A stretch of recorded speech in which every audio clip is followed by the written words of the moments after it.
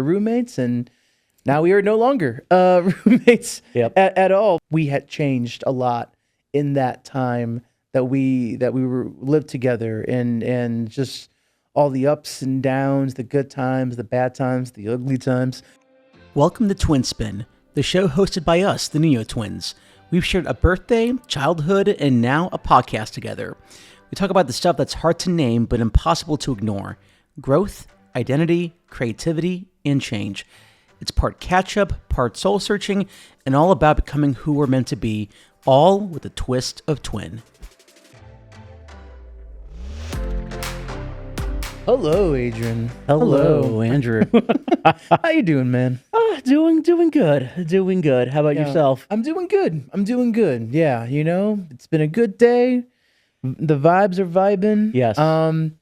So yeah, for those who don't know, earlier this year, Adrian and I parted way as roommates. We were roommates, then we were roommates, and now we are no longer roommates at all. But one thing that Adrian and I talked about a lot after, he moved out first, then I did, was just how much we had changed a lot in that time that we were lived together, and just all the ups and downs, the good times, the bad times, the ugly times, and we started putting together a list as we thought of that, of like things that we would have told ourselves, our 22-year-old selves, when we first moved into that apartment.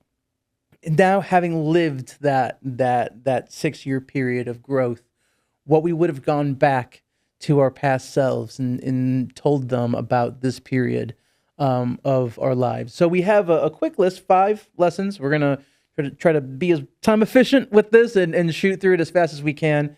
But yeah, it could apply to you now. Could apply to whether you're, younger, older. I think that this is something. These are lessons that I think, no matter what point of life you're at, I think it never hurts to share out. And so, without further ado, I think we'll just dive right in. Yeah, sounds good. So, the first one, I think this is one that you had shared, was don't be afraid to reach out to your community for help. It may just help them do the same thing. Yeah, and that's a really, really good one, because I think in some ways I still am really bad at asking for help. But God, what a boost it gives you when you are able to reach out to community and say that I need help with A, B, C thing, and they help. Mm-hmm. I know that it can be very scary. It can feel very what's the word? I don't want to say like hurting your pride, but yeah. I know that I was definitely a very prideful person, that I prided myself on independence, and that I didn't need people to help me with this thing or that thing. But one of the big lessons I feel that I learned was that even though it may feel uncomfortable to ask for help, everybody needs help sometime. Yeah, absolutely. Yeah, it feels like there's like this award, I feel like, that we get for like handling things on our own, even though no, that doesn't happen. That doesn't exist. That's not a thing. Yeah, but we just feel like there's just like an extra boost of pride that we get of like, I don't need anyone's help. I do this myself, and like, maybe it's just also a thing in Latina culture. I'm not sure, but I know for me, myself, and I, especially when COVID happened, and especially when I was in the bouts of my depression, anxiety after having first been diagnosed with that, like, I just felt like I didn't want to burden people with what I was going through. I didn't want to put my issues on top of issues that I felt people already had themselves, and they didn't need my things to go on top of their things. And I just wanted to be that person that was like, don't worry about it. I'll figure it out myself. I'll figure it out. I don't know how I'm going to figure it out, but I'm going to figure it out.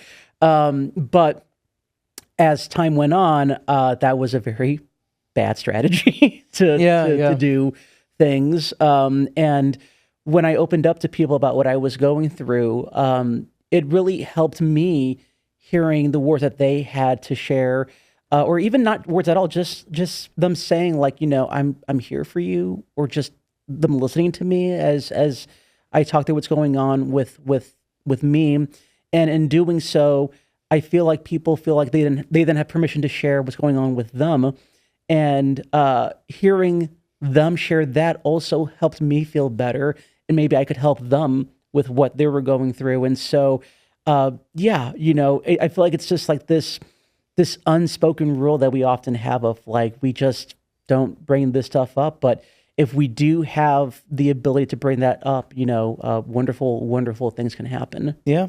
Yeah. Amen. Yeah. Amen.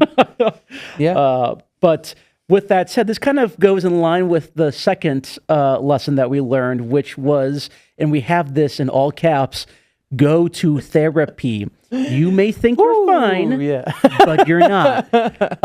And I can definitely resonate with this very much because I know in our immediate family, I was the first one to go. I think it was like immediately or like a year after we left high school, I took the first step to, start seeing a therapist for my, anxiety, depression, OCD. And I think one by one, the rest of our immediate family started going to therapy themselves. But I know you were initially very hesitant to go. Yeah.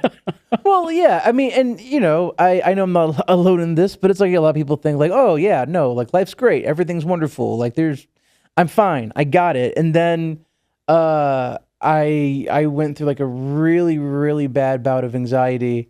And that's actually what pushed me into going to therapy at first. I could not sleep because of how anxious I was, and I went into therapy, and I thought that was it. That was all that was going on. And after sort of like the intake session, because first you just lay out your whole life. And you lay out everything with like your family and your friends and your own self. And then your therapist just kind of like sits with everything that you shared. And then the second session, they really just like, here's everything that's going on. Where do you want to start? And that second session was such a humbling experience of like, wow, okay.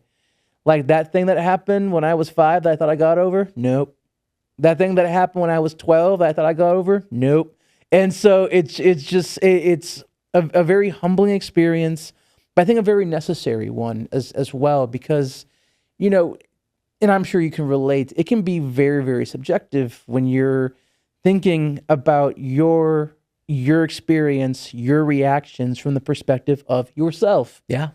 So you need someone who's not you, who's separated from your experiences, to be able to help guide you with your feelings, with your emotions, with your trauma, just all of those things. Yeah. I think everybody can use that. And the thing is, there are times I've had therapy sessions where life's actually going really good, and sometimes we can, deep dive into like other things. I think people think oftentimes that you have to go to therapy when like shit's hitting the fan, when things are going really, really bad.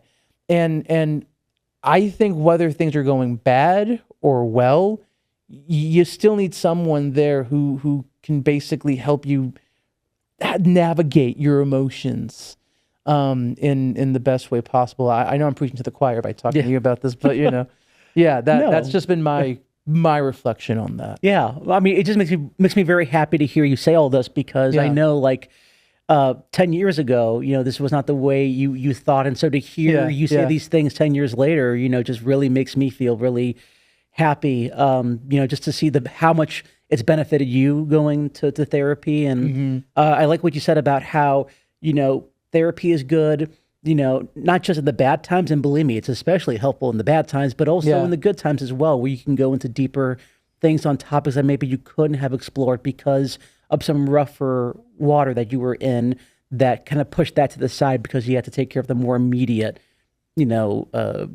time or struggle that you were going through. Mm-hmm. Yeah. And that's actually a nice segue into the third point here, which this was, I think, a realization definitely during the second half of the time that we were roommates. And that point is time heals all wounds, but sometimes you have to learn to live with the scars. And I think, 'cause that was something that you heard all the time growing up, right? Whether it was like, fight with a friend or a breakup, you just like time heals all wounds.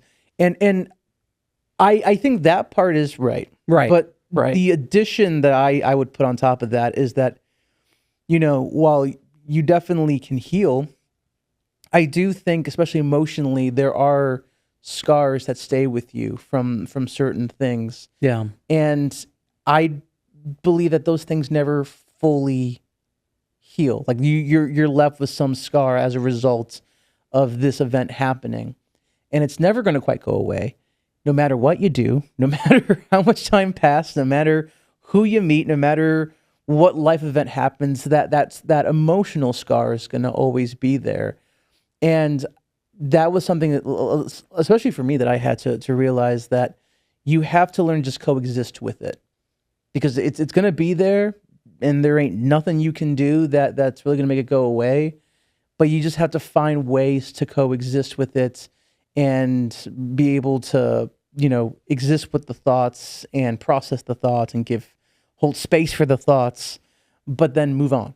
Yeah. Move on with your day, not fight it. You can't fight it. Yeah. But rather just learn how to coexist with it. Yeah. No, that's very well said. I've also heard the saying, time heals all wounds. And like, I feel like in some ways, yeah, you do eventually heal, but like you said, the scars are still there, I feel like we often go about life in fear of getting those wounds, but in a way, in its own special way, I feel like having those wounds just means you're living.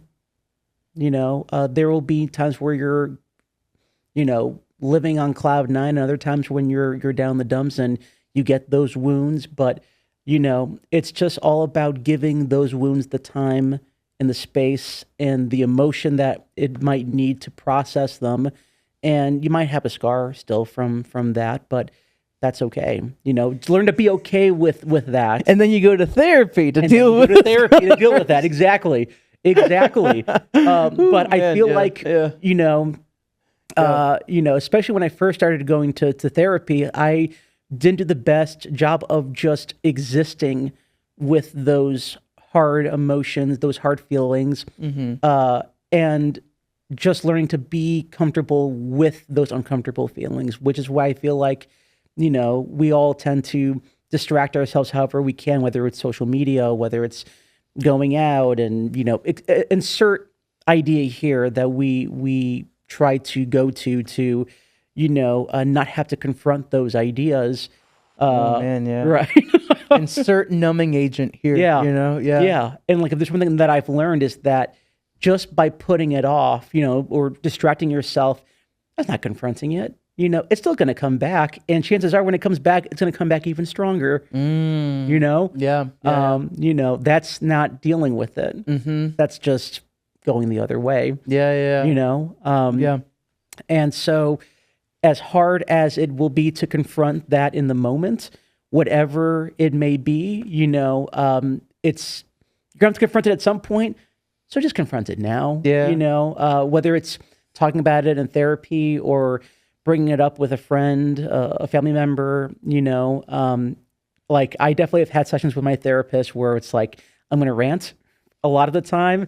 You cut them off about how you're doing. You're like, just strap in. I'm about to get my money's worth. It's one of those sessions. About to get my money's worth over this next hour. Yeah. And then we'll leave time at the end for like a Q&A, and you can, give me your thoughts then. But it's like, I just got to go. Yeah, but that's such a wonderful way of putting it. It's like you put something in to like numb it. It's almost like you're picking at the scab instead of letting it actually heal. Yeah. And that's so true. That's so true.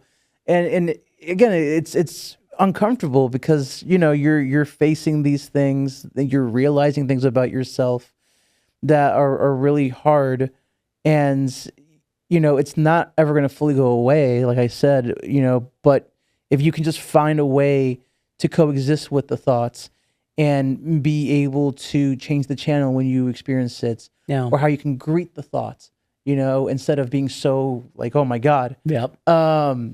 That is in many ways how you heal. Absolutely. Absolutely. And with that, going on to the fourth lesson that we learned in the time that we were living together, and I really like this one that you had shared, which is, if your gut is telling you that someone isn't someone you want around, listen to your gut and rip the Band-Aid off. And you wrote that this applies to friendships, family, and relationships. Yeah, this is basically a result of my massive fear of confrontation. I think one of the big things you realize about adult life is that, like, the grand majority of the people that you meet are not going to stick around forever, and sometimes they don't stick around because they're just either unpleasant people, or they just don't mesh with you and you don't mesh with them, or they go about their life in a way that's toxic or self-destructive.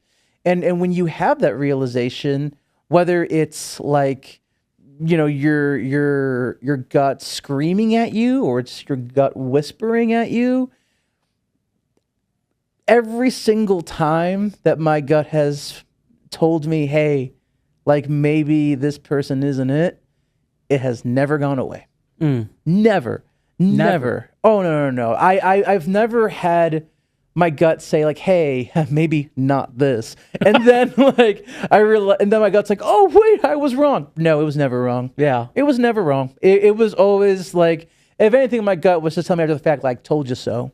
Yeah. I'm just curious, is there a reason why you didn't want to listen to it?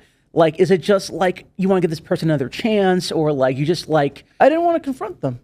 You just didn't want to confront them. Because, again, and this goes back to what we talked about in another episode about you want people to like you, and the inherent nature of confrontation is that you're risking someone's opinion of you in confronting them. Yeah. And I didn't want to do that because I thought that, oh, no. I think, like, maybe, kind of like what you said, if I just give them another chance, or maybe there's something about them that I don't know. I mean, however you rationalize it, however you rationalize keeping this person around, it's not really, I mean, yes, I won't discount the fact that there is that, blue moon event where they could turn things around and all that. But more oftentimes than not, that's growth that needs to happen without you in the picture. So I think in a lot of those instances, those people need to grow on their own. And if in the future you happen to, the puzzle pieces align again, awesome. But you have to get very protective of who you let in. And that was a really, really big lesson for me during this period that we had, is that you have to be protective of who you let in. You have to listen to your gut. And if your gut's saying, not this, listen to it. Yeah. Don't ignore it. Don't throw it under the cover. It's kind of like, did not expect to pull this example out. But you remember in The Cat in the Hat, that goldfish? That goldfish that was always telling you, like, that was telling everyone, like, oh, like this. I don't know why my brain went there, but like they do everything on earth to silence this goldfish. Yeah. Like that goldfish, it's your gut, Yeah. And listen to the goldfish. Don't silence it, because more likely than not, it's right. Yeah. And you're just going to make things worse for yourself if you pretend that it's not there or you don't heed its warning. Yeah. I know I mentioned in a previous episode as well that I made the mistake of not listening to my gut before, when I know deep down it's right. And later I would admit that, yeah, it was right. But for one reason or another, whether it's confrontation, whether it's, in certain reason here, like I didn't listen to it, and I've regretted that. And especially last year was the first time that I started listening to that more and going with it, because more often than not, it's for a good reason, And so when it's telling you something, lean into it more because, like you said, more often than not, you'll be very happy that you did. Yeah, and I think that is a wonderful segue into the final lesson, and it's a good push to do all the confronting you got to do, because as lesson 5 states, no matter what comes your way, things will work out. And that's, we want to say that one for last, right? Leave it on a comforting note. Yeah. Because life really does have a funny way of working itself out. Whether you're scared to go for that new job, whether you're scared to ask that person out, whether things work out, whether they don't in that moment, I've really come to learn that in the long run, life has its way of knowing what's meant for you. Yeah. No, exactly. And I know especially now as we go into this next chapter of our life, in which, we're not going to be as immediately accessible to one another. Just trusting that, no matter what comes your way, no matter what you might have to deal with, that things will work out. As to how it works out, that's certainly up to life. But just having faith and trust in the timing and the way of the universe that things will work out, because they will, Yeah, the universe has a really funky way of rewarding you for trusting it. Even though you may not see what's planning for you this week, this month, sometimes even this year, in regards to this aspect of your life or that aspect of your life, if you just go with the flow and you trust the bigger picture, I have noticed, at least for myself, that it really does know what it's doing. Yeah. It really does know what it's doing, and you just have to trust that you just keep pushing, you keep trying, you keep putting yourself out there, and the universe will bring things your way. Yeah, and I know you and I are both very, very prone to anxiety, and so... What are you talking about? But because of that, we are often thinking of like so many different scenarios of what if this happens, what if that happens, what if that happens, what if this happens. And benefits and non-benefits of being an overthinker. Exactly. I think it's because we both work in filmmaking that we've just become prone. Adrian, you're getting too real now. Oh my God. Yeah. But there's some truth in there. But despite that, I think it was in a therapy session that I had that, a therapist said to me, what certainty do you have that that's even going to happen? And it was just like, that's a fair point. I don't know it will happen for certainty. And so the therapist was like, well, if it actually happens, then you can, of course, deal with the problem then. But, just trust that whatever is going to come your way next, that you have the capacity and you have the energy and that you have everything you need to deal with that, and that you're going to be okay. Yeah. And so that's something that I want to try to really, lean into more this year, as we both go into this new chapter of our lives, is that no matter what happens, I will be okay. Things will work out. And if you can do something by yourself, kind of going back to some of the other things that we mentioned, the other lessons is lean into your community, lean into the people that are here to help you if you need the help. Yeah. I think that's a wonderful note to leave things on. So But always appreciate these lovely conversations with you. Bud, likewise, man. It was. We had a good run, right? Yes, had a very, very good run, and I'm curious to see what the next 6 years teach us. Yeah, we went through a pandemic together. Went through a web series, a short film. Now here's to what the next chapter has in store for us. Cheers to the future. Cheers to the future. With the water bottles. There we go. We appreciate you so much for being here for this episode of Twin Spin. If something resonated with you, pass it along to someone else who might need it too. And if you're navigating something big in life right now, just know you're not alone. Thanks again for tuning in, and we'll see you in the next spin.